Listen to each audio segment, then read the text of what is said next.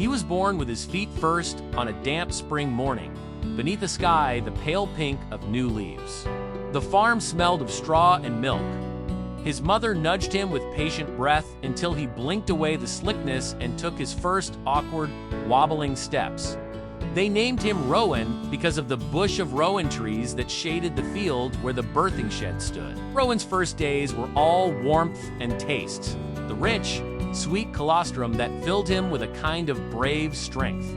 The soft fur of his mother's side to press into, the sound of clucking hens and the distant lowing of cattle. He learned quickly which grasses were tender and which hides were sharp under his teeth. His brothers and sisters became his first companions. Roof. Exuberant play that taught him how far he could leap and how hard he could, but without falling. Summer stretched long and hot. Rowan grew into a lanky kid, forever curious. He discovered the pond at the edge of the meadow and the cool mud there. He learned to scale the low stone wall and to balance on a fallen log as if it were a tightrope.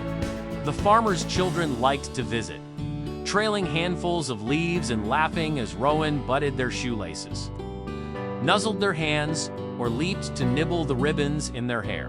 Life was mostly simple joy, sun, grass, shade.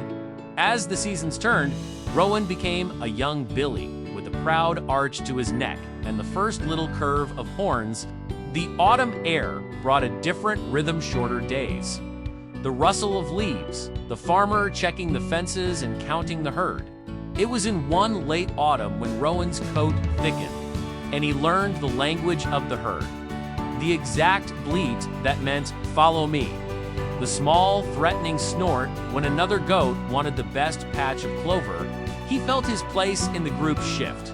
He discovered the pull of the does in spring and learned, clumsily at first, the rituals of mating and rivalry until he knew when to stand his ground and when to walk away. Rowan fathered a few kids over the years, each birth a reed of astonishment and tenderness to me, pink-nosed copies of himself tumbling into the world. He was proud and protective. He felt a new softness toward the little ones. And sometimes, when the moon rose high and the farm lay quiet, he would find a hilltop and stare at the dark line of trees, as if considering where all these little lives would carry on the herd's stories. Not everything in his life was gentle. Once, a fox came under cover of winter and stole a hen. Once more, there was a storm so violent the fence broke and the herd scattered. Rowan learned caution, the hard, sharp lesson of sudden fear. He also learned patience, wanting a mouthful of clover and waiting as the dominant doe finished her grazing. Waiting, too, as a farmer tended wounds or moved the herd to a new field. Years softened Rowan's horns, but weathered his knees and dulled the hurried spring of his leap. Where he had once bounded onto walls, now he stepped carefully. His coat grew patchy in places. He was less interested in chasing the younger Billy, who still tested him.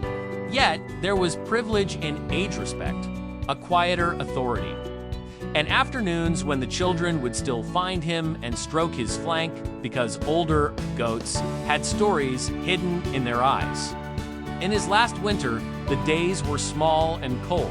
A stubborn stiffness settled into his joints, and one morning he did not rise quickly when the first light came. The farmer noticed and sat beside him in the snow, whispering as the old goat chewed slowly, thoughtfully. Rowan thought of the pond and the log and the first wobbly steps. He thought of the soft weight of his mother's side and of the warm rush of colostrum that had made him brave enough to take on the world. When he closed his eyes for the final time, he did so with the herd gathered near, a low chorus of bleats like a benediction. Rowan's body returned to the earth in a small patch of the farm where the rowan trees cast their long roots. In spring, that spot sprouted greener than the surrounding grass, perhaps imagination, perhaps simply the good soil. The farmer's children later ran fingers through that grass and whispered Rowan's name to the wind. His offspring grew and taught their own young to balance on logs and to wait politely for the best clover. In that way, the life that had tasted so much curiosity, triumph, tenderness, and loss kept moving forward, stitched quietly into the next small, stubborn heartbeat of the herd.